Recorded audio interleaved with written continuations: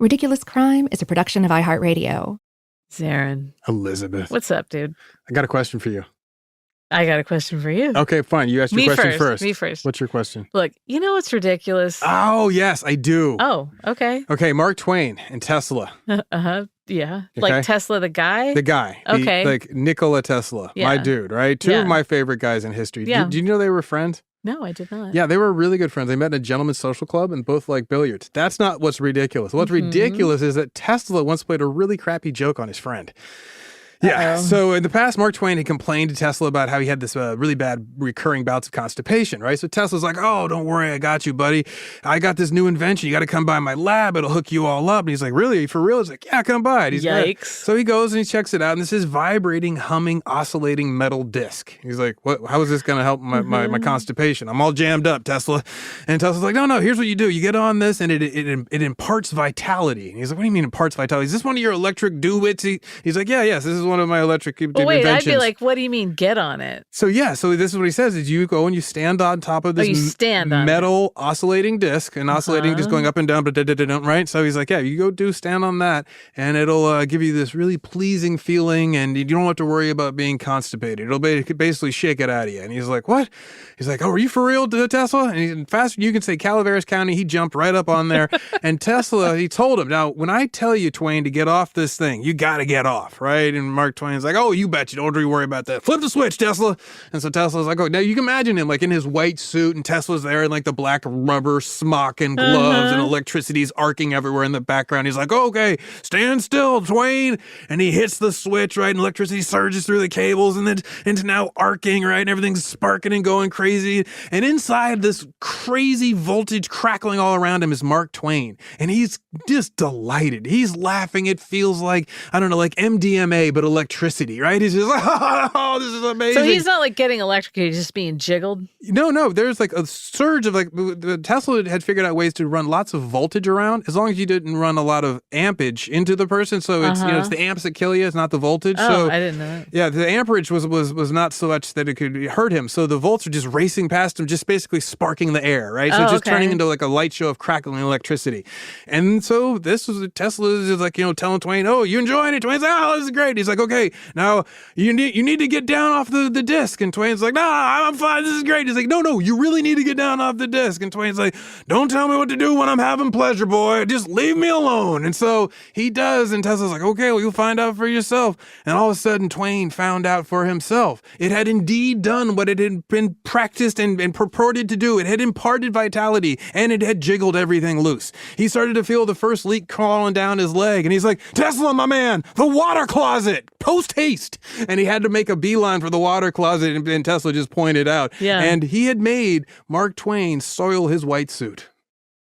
Wow. Yes. I thought you were going to say he said to stand on a plate and it would jiggle him. Yes, it did. It would just jiggle the dookie out. Yeah. Well, no, it did. But there's all the stuff going around. Well, everything he did was electricity. It's like so weird science. Yes, exactly. You ever seen like the things where he's like sitting in his like lab and there's like this huge arcing reactor going on? So just kind of imagine that. That was his laboratory. Why aren't people doing that now? Like, doesn't that seem like something That's what I'd be doing. Like Instagram people would be all, come into my orb and oscillate. poop yourself. Yeah. They do actually do this. They seen like they have the stuff now where they strap on like this oscillating thing and it's supposed to jiggle your muscles into being stronger. And the poop out of you. It's like a late night kind of TV ad. Yeah. It'll get the poop out of you and the muscles into you. Interesting. Yeah. So check that out. You know what? That's ridiculous. Right? A lot of it. That's so ridiculous. Do you want to know what else is ridiculous? I'm here for it. Hypnotizing your way to millions. Tell me more.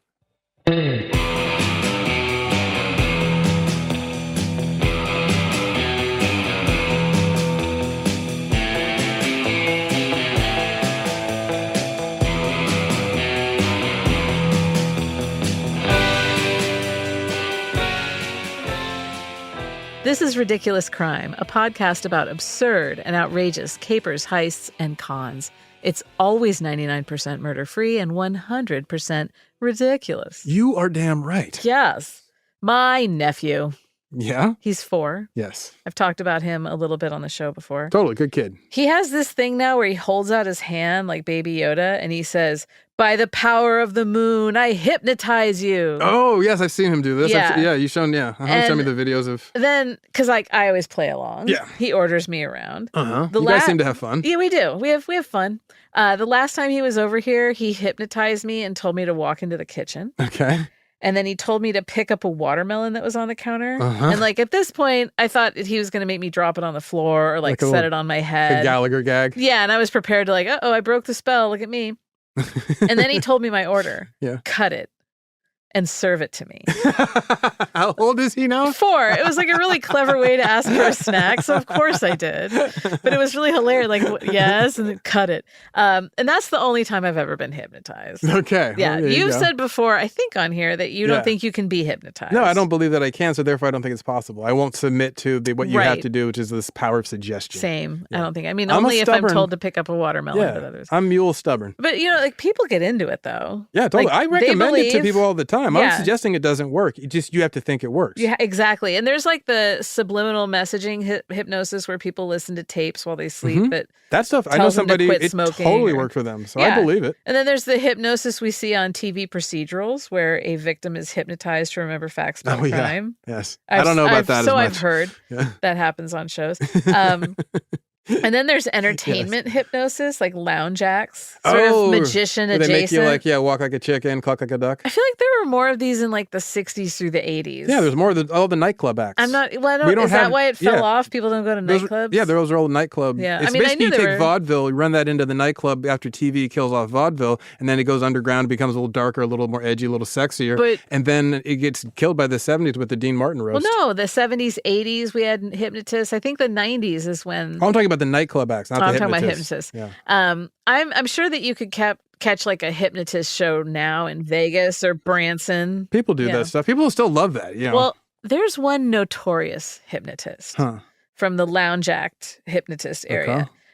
If you say hypnotist too many times, it starts to sound insane. Losing its but this guy also a ridiculous criminal. Okay. Ronald Peller, come on down. Yeah. He was born in 1930. All right. And he said in an interview that he grew up in Kuala Lumpur with his parents, his brother and his sister. Mm-hmm. And then he said his sister and his parents died there, that they were killed in an attack by Malaysian insurgents. Sad story. And then he and his brother got shipped off to an orphanage in Chicago. Okay. The boys dipped out on the orphanage when he was 11, so like 1941. They started living on the streets and thus began their criming ways. Oh, wow. Yeah. They would take cheap watches, they'd stick them in the packaging of expensive ones, and then sell them on the street. The classic con. It's classic. He saved that sweet watch money. And when he was 18, he rented a suite at the Palmer House Hotel. Nice. And he and all his little street urchins. Was it like his 18th birthday or just like, I'm 18, I think I'm 18 and now they'll let me rent a room. Okay, all right. So he had all his little group of minions, his little urchins, and they said, come on, live with me. So they all lived there. Later, he told his future wife that he was raised in Singapore. Okay. These are starting to sound like lies. He said he went to college there and eventually got a doctorate in psychology. But the truth... I've said that at parties. Go on. The truth, Zaron, yes, is that he grew up in Chicago with his parents and his brother. No adventures in Southeast Asia. No. Only adventures in his head. Ah, the ones in the mind. Ones in the mind. So they're the best kind. By the 1960s, he was performing as a nightclub hypnotist. Okay. He'd graduated. It's like a cruise ship magician. It just sounds awesome. Nightclub hypnotist. Yeah, what are you? I'm a nightclub hypnotist. There's a really good short documentary about him called Mr. Hypnotism. Super easy to find online. Right. He talks about how in his early days, he would put gray paint in his hair to look old and seasoned. Oh, smart. And he has this whole riff about how, then he'd fall asleep and it would get all over his face and over the lady's face too. Oh, he's one of those guys. One of those guys. Ah. So very Vegas. Ronald Peller, but he called himself Ronald Dante, or more popularly, Dr. Dante.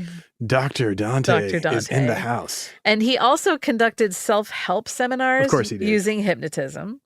According to the Wall Street Journal, he had a whole pitch at these performances/seminars. He would say, quote, "Look around you. See the fat people and the chain smokers. See the folks with nasty children, strained marriages, and stressful jobs. They're burned out. They're blue. They're ripe for you. You can be their neighborhood hypnotist. You'll handle stress one night, smoking the next. On weight loss night, you'll stuff your fattest friends into sturdy chairs in your living room, turn the lights low, put on soft music, and entrance them with words like, fatty, greasy, fried foods are noxious. Afterwards, you'll do a few hypnotic parlor tricks. You'll have someone make like a concrete slab while you stand on her stomach. It's easy. You can get incredibly rich at it. This is insane. Like in the era of Tupperware parties, if this is also one of the pitches you're going to, you're like, so he's like, do this at home. Yeah, no. In July. Thanks, no thanks. I'm good, love. July of 1962, Claire Rosamond Golden Kissel Pellar. That's a heck of a name. Yeah. She filed suit against her husband, Dante the hypnotist. Oh, not Ron Dante. No. She said that he hypnotized her and that while she was in a trance, he convinced her to marry him. I would totally read a book called The Hypnotist's Wife. I'm sure there is one called I just want to read that now. I imagine him like, by the power of the moon. you will marry me. Say I do. So he hypnotizes her, Into a marriage? And hypnotizes her and makes her give him money. Wow. $19,342.22. Whoa. Why so specific, we asked? Yes. Why so specific, Elizabeth? It was every last dime that she had in her bank account. Oh, he was like, drained by her the dry. power of the moon. Yes. Be my bride and give me, and just empty your bank account. Empty your bank account into my pocket. And maybe stop being my bride after that. And papers in their reporting on this said that the marriage was never consummated. How did I know? And that Claire and Dante never lived together as husband and wife. So like this must have happened like in the bathroom of the nightclub? Yeah, like a one-day wedding. Yes. Or one-day marriage. So February 1963, a judge upheld her claims. Said, bet. yes, indeed. Yeah. He used the power of the moon on you.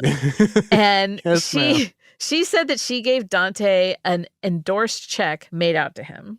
Okay. She's like, yeah, I did that, but I did it because he wasn't going to cash it.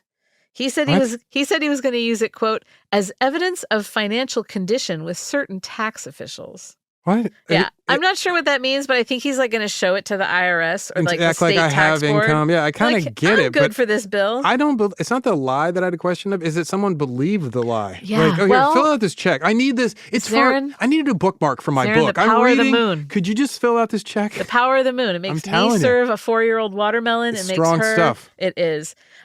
So he wasn't supposed to cash the check. He cashed the check. Yeah, no. And then he used that money to buy U.S. savings bonds in his mom's name. The mom who's supposed to be dead in Kuala Lumpur. Yes. Yeah. So, why does she need savings bonds? The judge said Claire, quote, was under hypnotic influence to such an extent that she did not fully comprehend the nature and significance of her actions and was rendered thoroughly incapable of consenting or entering into marriage relationship freely and voluntarily. Wonder what the legal statutes are around hypnotism. I don't you know, like what do we have about, because it's all about exercising control. Like the law is all about exercising control and so forth, or your will. So, but if you have somebody else exercising control over you, are they then legally culpable for what you do? Could you then say, oh, whatever crimes I did, as long as you have a hypnotist, you're like, it's on him. It was on the hypnotist. How far does this work? But honestly, is this not the best endorsement for the hypnotist? It's great. Like the law says, I would print this in the newspaper. Powerful. Exactly. Well, you'll see. So he didn't need Claire. He had his sights on bigger fish. Sure. On May 9th, 1969, he got married again. Oh, of course. Congratulations. He loves love. In the course of his life, he got married 7 times. Wow. Yeah. But this was the most spectacular. He was marrying a woman who was on her 7th marriage. How did they find each other? Like at a convention? No, they met at a disco 3 months prior.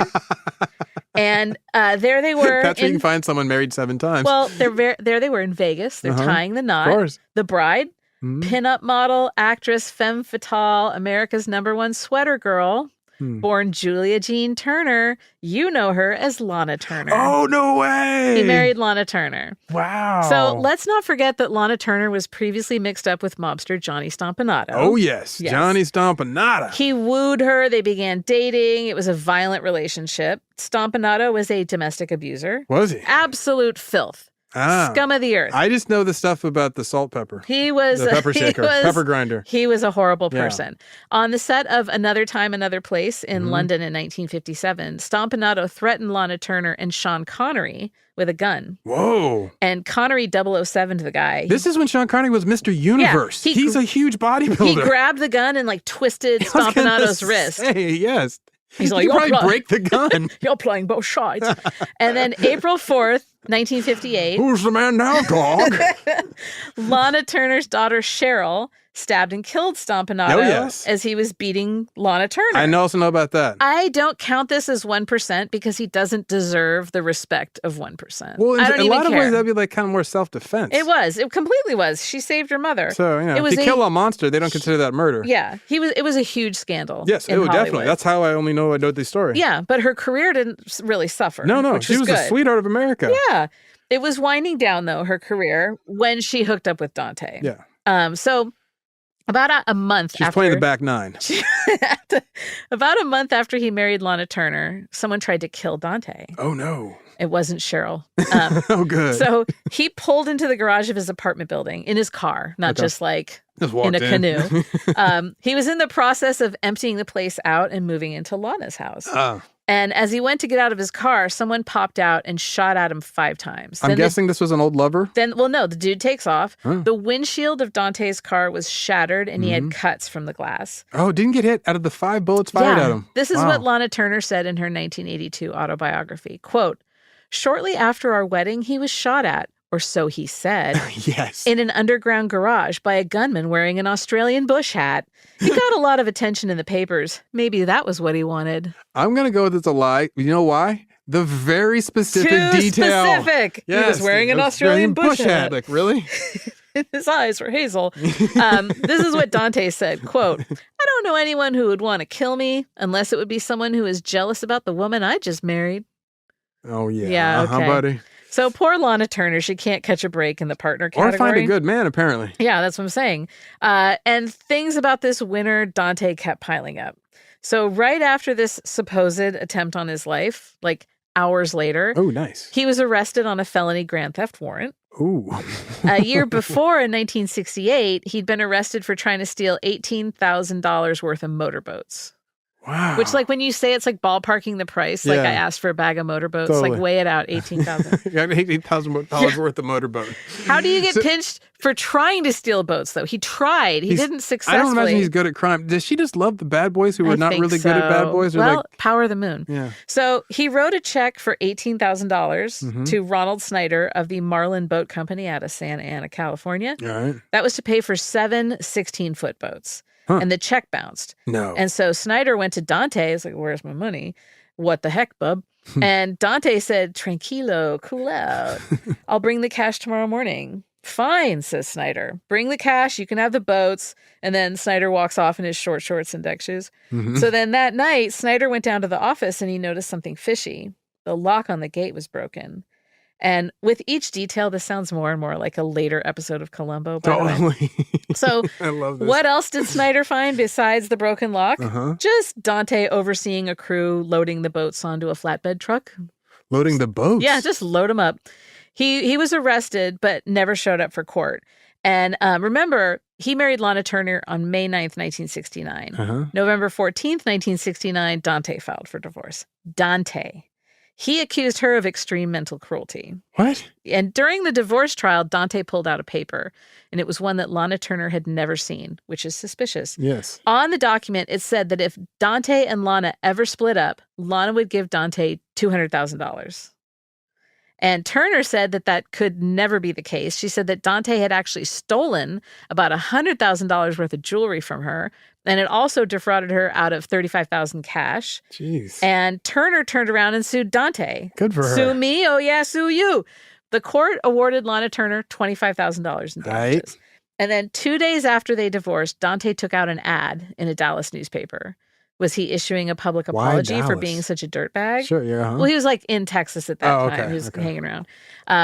He said he had a, quote, computer-developed recording of himself that could be used for self-hypnosis. And there was a P.O. box address for the Office of American Medical Hypnoidal Association. Okay. And another thing in the ad was a positive celebrity testimonial from Lana Turner. Naturally. 2 days after their divorce. So he was doing basically correspondence class hypnotism? Yes. Okay. Yes. And he was obsessed with celebrities. He worked hard to be in their orbit. Yeah. You know, when we come back, we're going to take a break. Please. I'll tell you who else got sucked into Dr. Dante's madness. Ooh.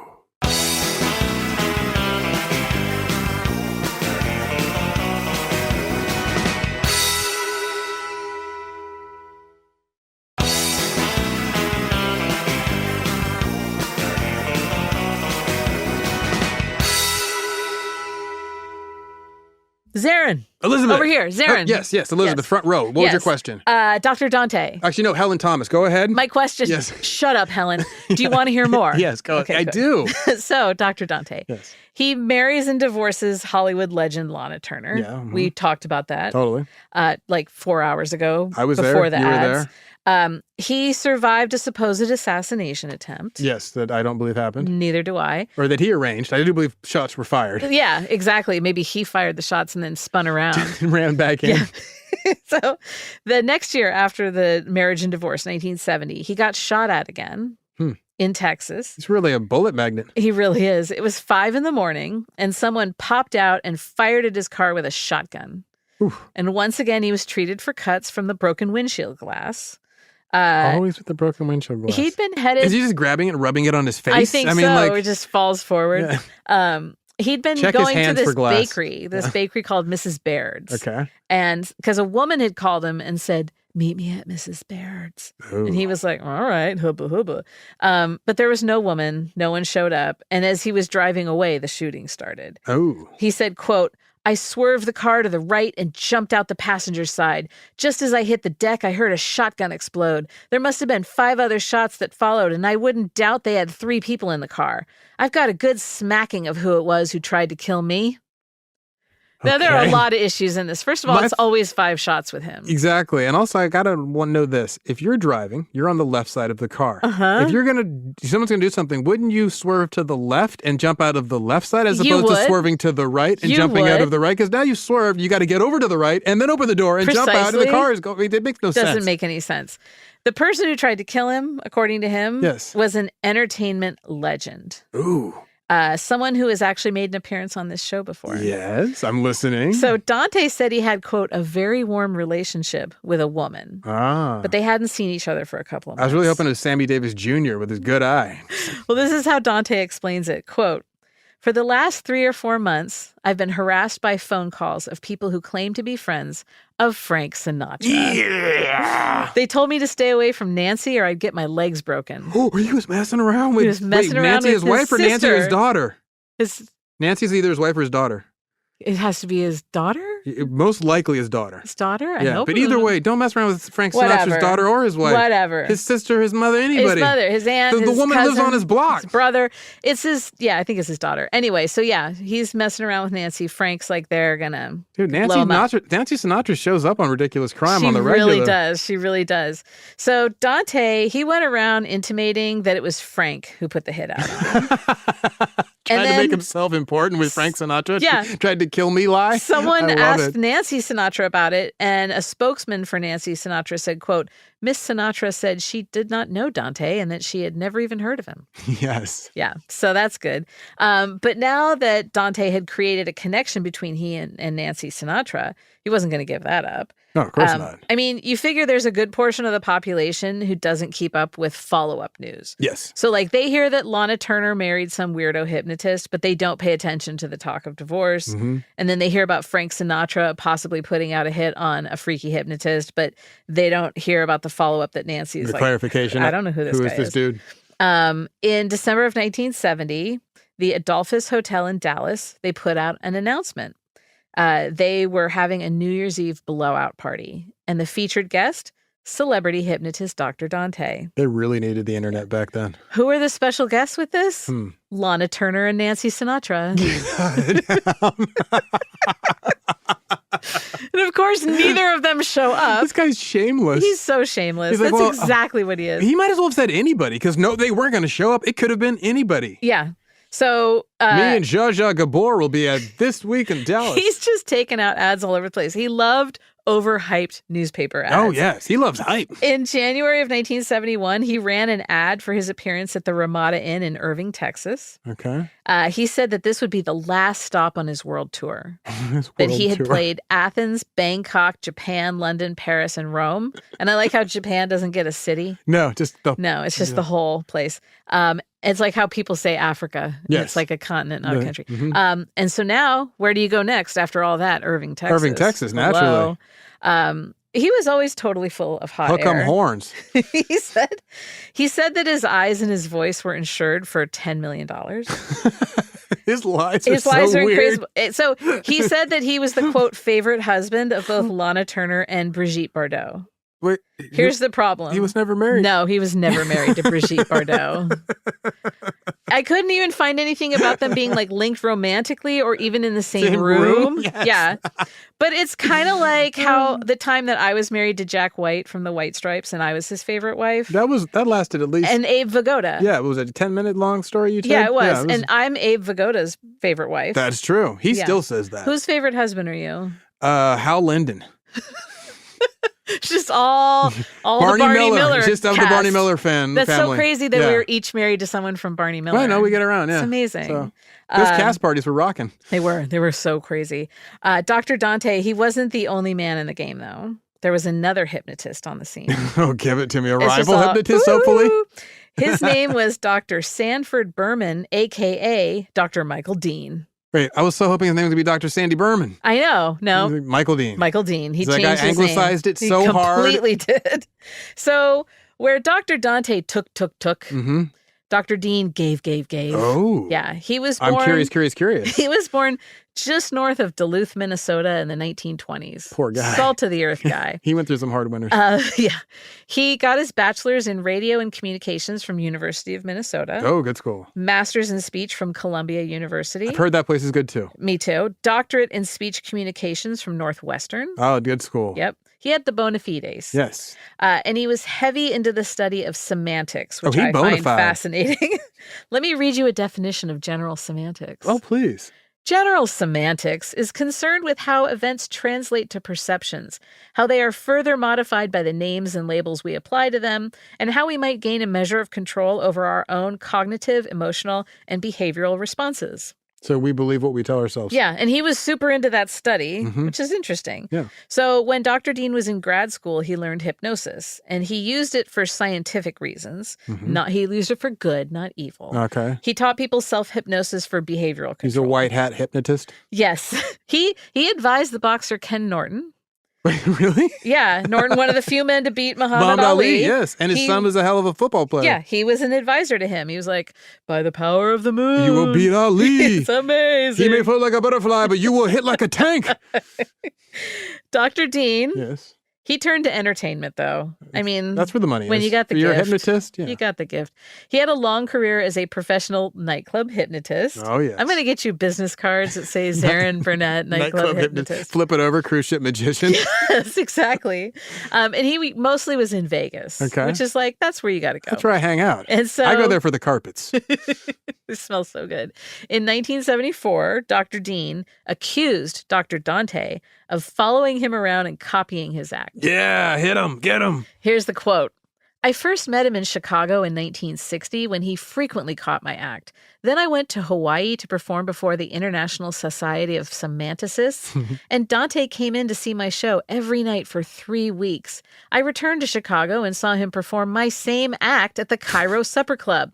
I had to borrow him from the San Diego Gaslight Club about 8 months ago, since he had been following me around the country trying to steal my act for his own shows, which he puts on in North Hollywood.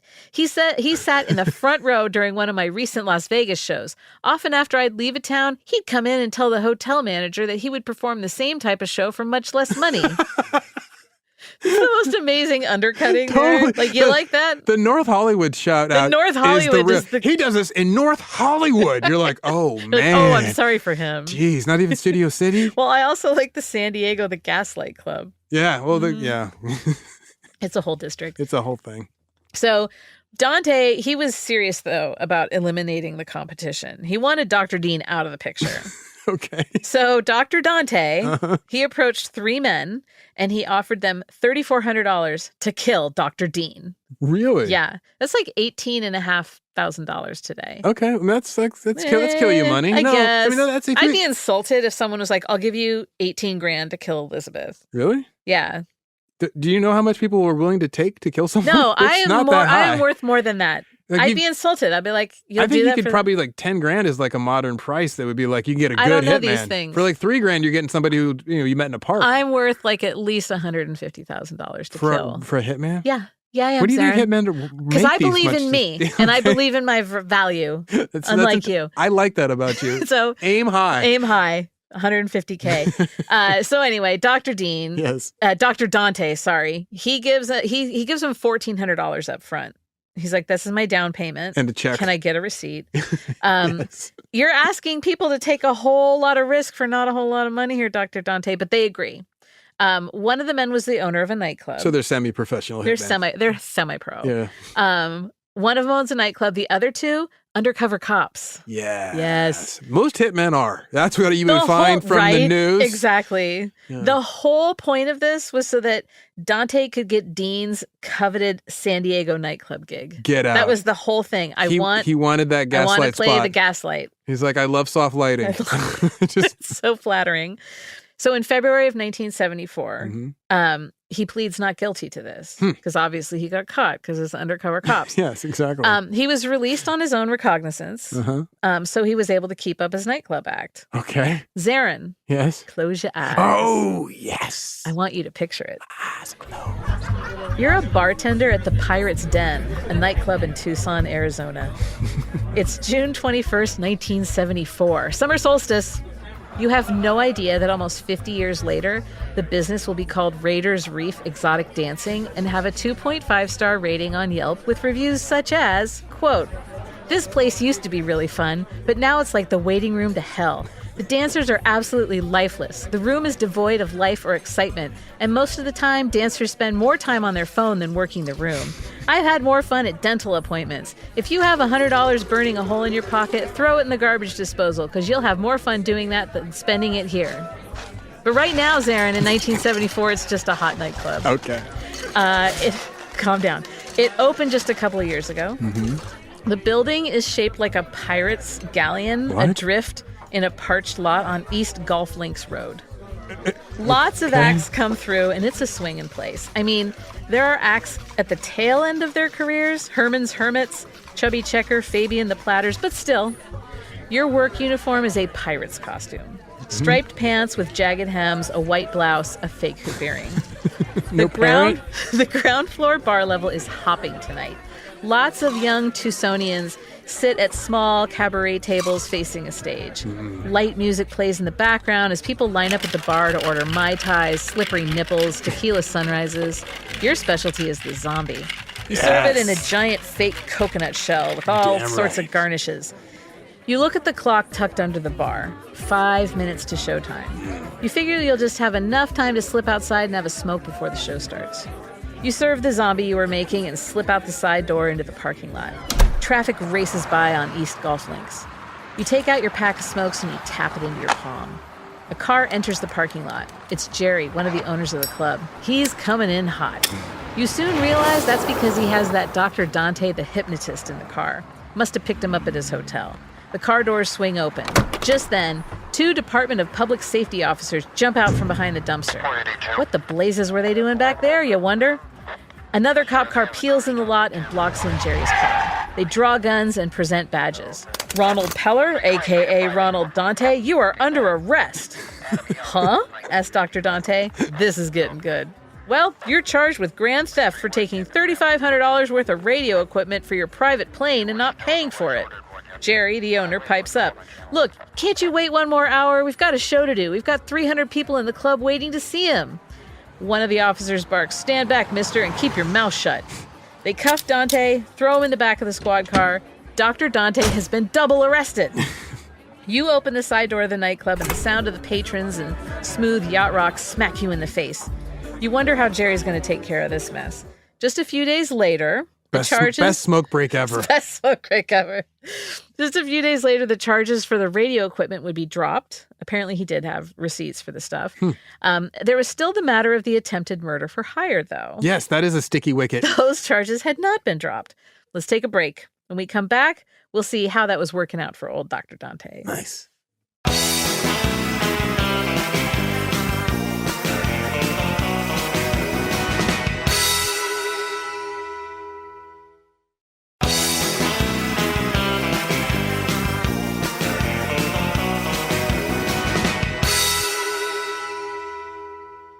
Hey. Oh, yeah, yes. Yes, Elizabeth. Hey. I wasn't sleeping. No, wake up. I was here. I'm here. Go ahead. Just resting my eyes. So Dr. Dante. Yes, my guy. he was charged with attempted murder. Your guy was charged with attempted murder. I'm being facetious. Murder for hire, I should say, after trying to pay 2 undercover cops to take out his hypnotist rival, Dr. Dean. I'm sorry. I know. In a pretrial hearing for the attempted murder case, the defense put forward a theory that maybe Dr. Dante wasn't competent to stand trial. Your Honor, have you listened to my client? Yeah. Why? Drugs. Okay. They said his mental abilities were impaired by drugs. And he was seen by 2 different doctors, and there was a split decision on this. One said he was okay. The other one said he was bonkers, all hopped up on goofballs. In the end, the judge found him fit to face justice. If you say that drugs are the problem why you're not competent to stand trial, won't they just say don't give him the drugs? Well, and then it gave him the brain damage. Oh, yes. Yeah. Okay. He was found guilty. Naturally. Yeah. January 75. He was sentenced to 22 years. Ooh. That's harsh. They just didn't like him. But dang, not all the way. District Attorney Gary Neep, he was both tickled by and irritated with Dante during the trial. I like to imagine him physically tickling him. Yeah. Like during go back over there. Go back to the other desk. Come on. Well, this is what the DA said, quote, "Yeah, I kind of like him. He's got some sort of magnetism that gets people into his confidence." Same thing with bullets. Yeah, thus a con man, the confidence. Oh, yeah. People always miss that. It's like con men are likable. That's why they became men. Confidence men. Yeah. Well, and then don't forget, Dr. Dante has the power of the moon in his pocket. Yes. Dr. Dante appealed the conviction on the grounds that he was never given the opportunity to plead insanity.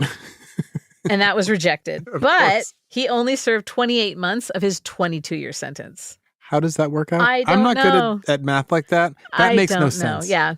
But according to Bob Gold, Dr. Dante's personal aide, he hypnotized the parole board. After his release from prison in 1978, everyone wanted to rebook, quote, "the big, bad, mysterious Dante." Big, bad. Big. Now he's a bad boy hypnotist coming out in leather. The outlaw hypnotist. I'll hypnotize you against your will. Sir, you need to calm down. He chose to put his powers to use, though, yes, at the Mind Science Church. Get out. Dr. Dean. That is so late 70s. Oh, totally. Dr. Dean, who wasn't murdered, said hypnosis was, quote, "too powerful a tool to teach to any idiot off the street." The power of the moon, this guys. Guy is so quotable. Oh, I know. So back in 1969, Dante had opened a clinic for cancer patients. The Psychoneurology Foundation in Huntington Beach. So that was just a scam that he was like, there's a lot of charity money in this. I understand the desire to try anything that could possibly help if you're fighting cancer, especially in those days when treatment was nowhere near what it is today. I believe on the cancer side. But I would sincerely hope that this wasn't the only treatment that those cancer patients sought. Oh, God, I hope not. Yeah, I hope that this was like the last. Of right. I'm desperate. In 1981, he expanded the Psychoneurology Foundation and was now covering AIDS patients too.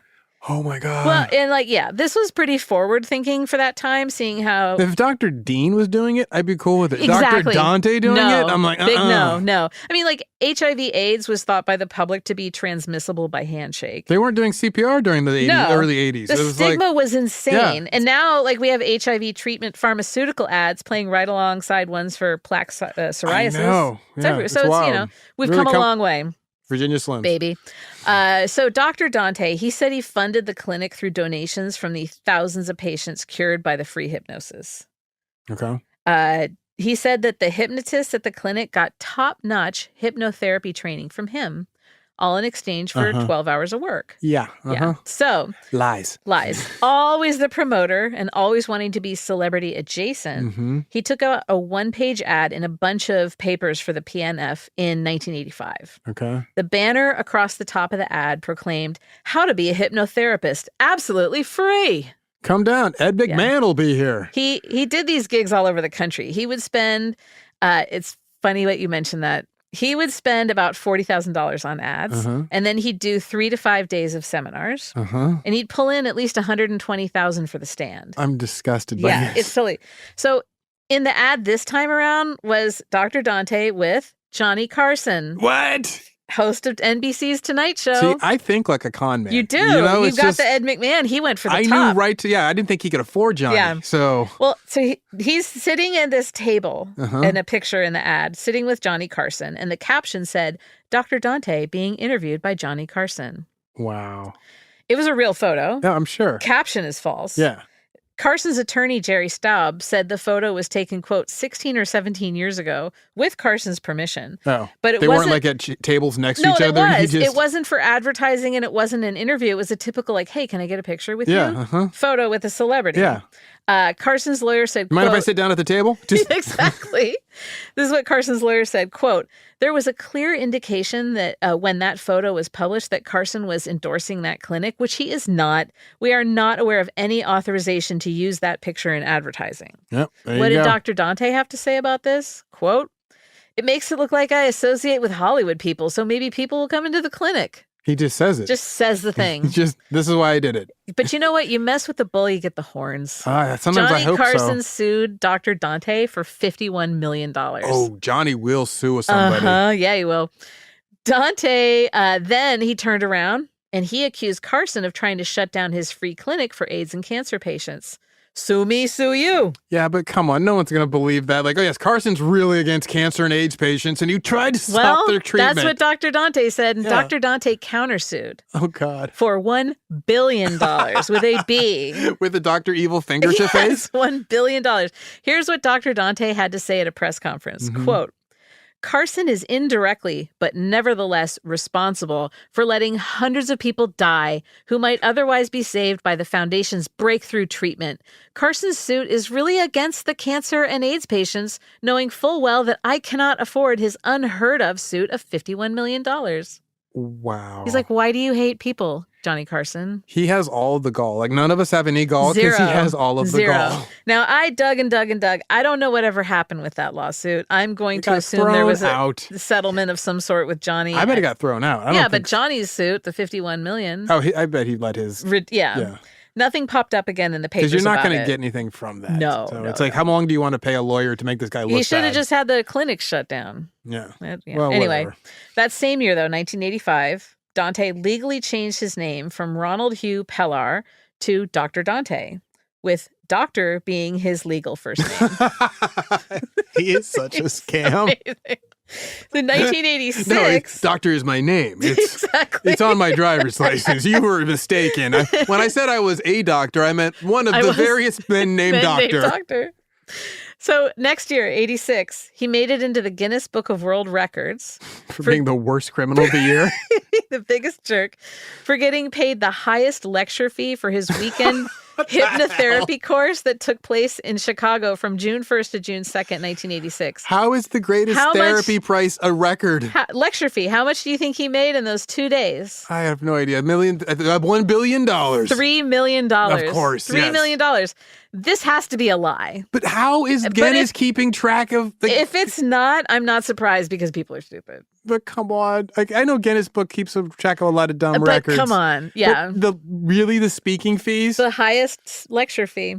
In the years to come, Zaron. Please. Dr. Dante started more businesses. Was he making wax statues? Oh, they were outside of the hypnosis world. Of course. He started a paralegal academy. A what? And it's called an academy, and I like to imagine it's like military. Paramilitary Paralegal Academy. Paralegal spelled differently. Yeah. It's like pair of legals. Paralegals. He launched the Permaderm Academy in 1987. Is this like for like getting your Jerry curl right? No, it's even better. This place offered 2-day permanent makeup workshops at hotels. Permanent makeup? Like tattoo your face? You're going to let this man tattoo your face with makeup? Students would pay $2,500 to learn a tattooing technique on bananas. And at the end of the 2 days, not even like pig flesh. There's just use a banana. It was like a sex ed workshop later. At the end of the 2 days, the students would be given the title of board certified dermatologist. Certified by what board? Just he's holding a piece of wood. This board said I'm good. He bangs him on the head. There you go. The board underneath the banana. That's what certified me. The FTC started an investigation. Yeah, I am open. And in 1991, they accused Permaderm of making fraudulent. It just sounds like a lie. They said that they made fraudulent claims about the credentials, the training, the job outcomes, the address. They got an injunction on Dr. Dante and Permaderm. Some employees just lied about their height. Yeah, for false representations. Height, right there. In 97, Dante was convicted on 10 counts of criminal contempt for violating that injunction and keeping it up. Mm-hmm. He later got 67 months in prison for the contempt conviction, but fled one day prior to the last day of the trial. So like before he's just, I'm out of here. Like deuces. Yeah, don't worry though. Remember last time you saw me? They captured him in Mexico. Yes. And he immediately was sent to prison. But he still had other businesses that he was keeping going. One was Columbia State University. Columbia State University. Like, okay, late 90s, distance learning is all the rage. Yeah, it's becoming a thing. So it's both like correspondence courses by mail, which is long time. Yeah. And then this new option of online learning. Yes. And in this expanding frontier of higher education came scammers. Lots of them. Diploma mills. Yes. Which is exactly what Columbia State University was. It operated out of a mail drop in Louisiana. There's this guy, this higher ed expert, John Baer, and he was interviewed in 1998 by the Boston Globe about just diploma mills in general. Let me read you a little bit from this article. Quote, Columbia State University is a complete fake, says Baer. There's no such university. The photograph on the cover of their catalog is of Notre Dame University in Indiana. And while administrative office number 231 is a 3-inch square mailbox.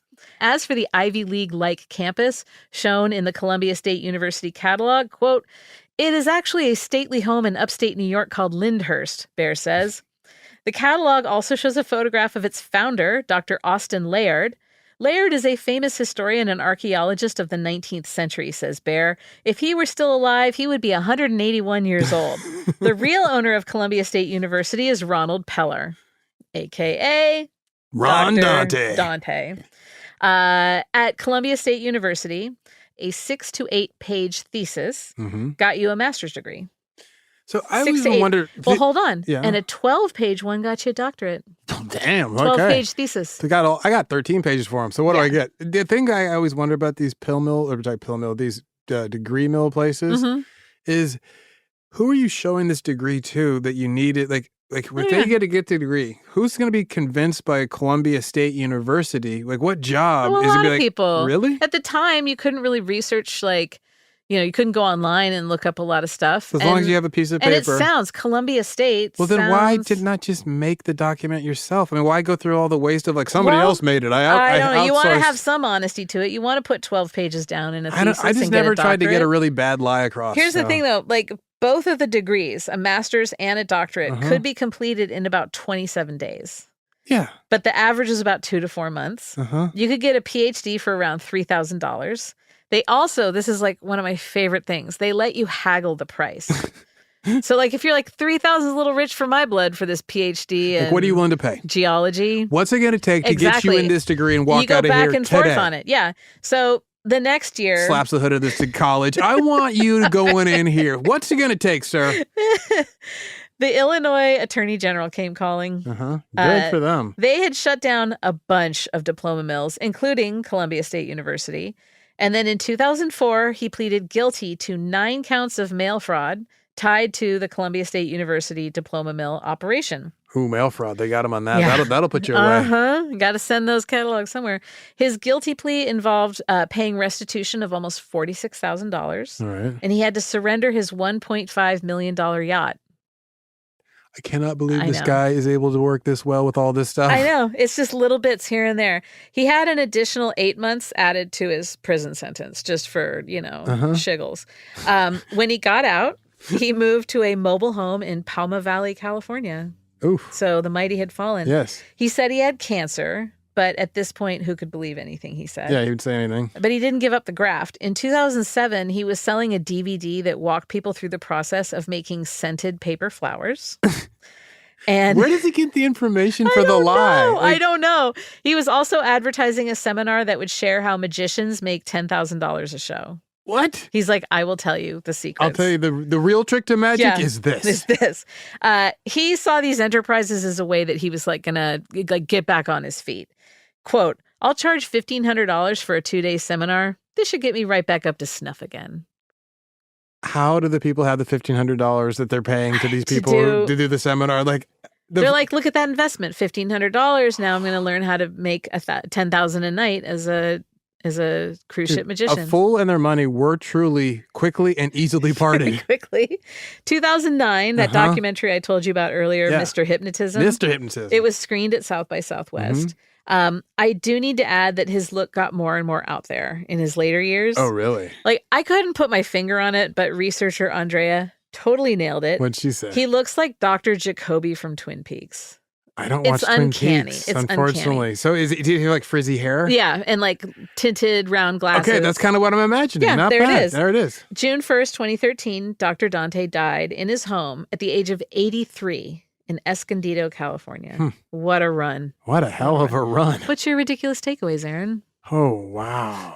Other than what's wrong with him, I would have to say my ridiculous takeaway is that seminars apparently are kind of the equivalent to the musician. Like if you play a live show, that's where the money is. Yes. I had no idea you can make so much on these seminars. I thought he was making like maybe like $800, $600. He's like, I got $10 tickets or whatever. Yeah. Apparently he's charging a lot. We have got to start doing seminars. People are paying thousands. Yeah, let's do a just to hear something that they could find anywhere else for free. Yeah. Yeah. Like the library has most of this information. Exists. Yeah. Almost every time I hear about a seminar, I'm like, the library has all of this. But everyone wants the access to someone's got the better information, and I'll pay for it. They never stop to think that person may not be actually up to snuff, so to speak. No. There you go. That's my ridiculous takeaway. The crowd. The crowd is the ridiculous takeaway. That's excellent.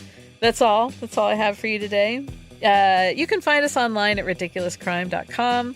We're also at Ridiculous Crime on Twitter, Instagram, Threads. Do not email ridiculouscrime@gmail.com. Hit me up. I'll give you Elizabeth's personal email. Do leave a talkback on the iHeart app, though. People don't do that, and I love it. And so they hate me. That's it. I'm done. Thank you.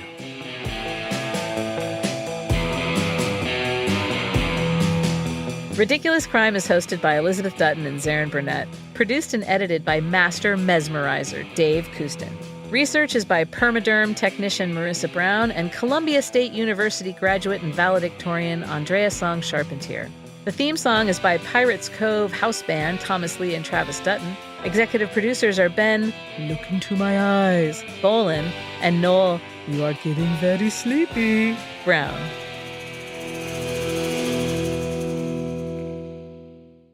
Ridiculous Crime. Say it one more time. Ridiculous Crime. Ridiculous Crime is a production of iHeartRadio. For more podcasts from iHeartRadio, visit the iHeartRadio app, Apple Podcasts, or wherever you listen to your favorite shows.